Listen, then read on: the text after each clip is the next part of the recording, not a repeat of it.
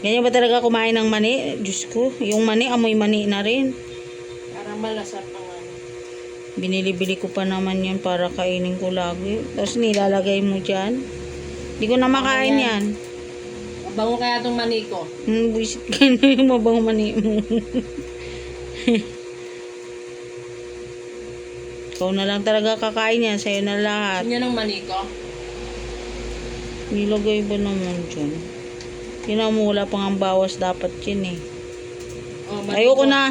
Amoy, ano na yan. Amoy mani mo yan. May patis. Iyo. Kadiri naman yung amoy patis. Hugas-hugas din pag may time.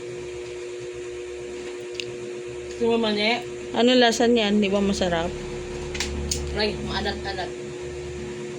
Oh, usually ganun. Ano kasi yan nilagayan naman eh. Tapos, alam ko ano yan. In air dry. Air dry or parang air dry lang siya eh. Galing na air dry. Gusto ko rin nun. Ilalaga ta si air dry. Kaso parang medyo maalat. Dapat slight lang yung lasa, di ba? Kawawa naman si Kuti mo. May mani na.